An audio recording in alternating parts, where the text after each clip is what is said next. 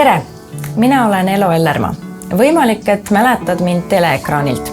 Ma olen alati tahtnud olla positiivne inimene, aga mitte HPV positiivne. Aga ma olin just viimast.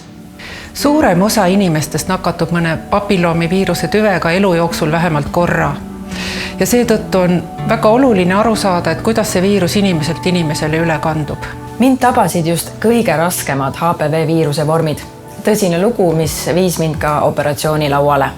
Nakkusallikaks on papilloomiviirusega nakatunud teine inimene ja HPV ehk papilloomiviirus levib väga kergesti, näiteks siis, kui on nahk-naha kontakt või kui kahe inimese limaskestad omavahel kokku puutuvad. Kuidas ma need viirused sain? Seda on väga raske öelda, sest selle viiruse peiteaeg võib olla ka 20 aastat. Aga ühel päeval sain ma teada, et minu emaka kaelal on rasked rakumuutused. Loomulikult olin ma täiesti šokis. Madala ja kõrge riski HPV tüübid võivad levida nii seksuaalvahekorra kaudu kui ka sellise lähedase nahk-naha intiimse kontakti kaudu. Ja seega võib viirusega nakatuda juba esimesest seksuaalvahekorrast. Rasked rakumuutused emaka kaelal võivad viia vähini, kui see jätta välja ravimata. 3. astme ehk kõige raskemate rakumuutuste puhul on ravi alati operatsioon. Kondoomi kasutamine seksuaalvahekorras kindlasti vähendab nakatumise riski, aga ei garanteeri kaitset, sest kondoomiga katmata naha puudutamisel võivad ikkagi viiruse erinevad tüved üle kanduda.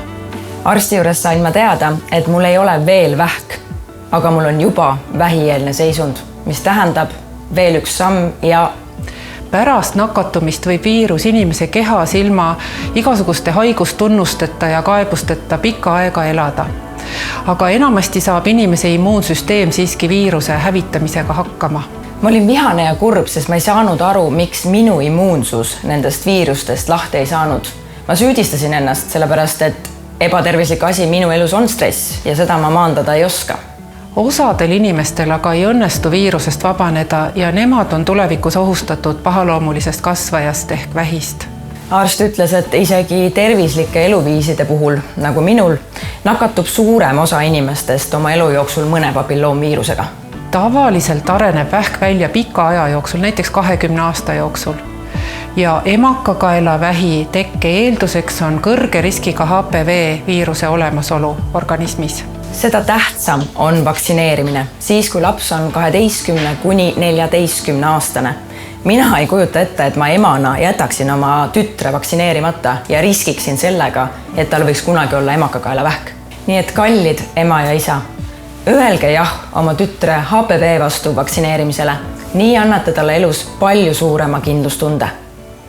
Vaata kohe hpv.vaktsineeri.ee ning kaitse end ja oma last vähi vastu.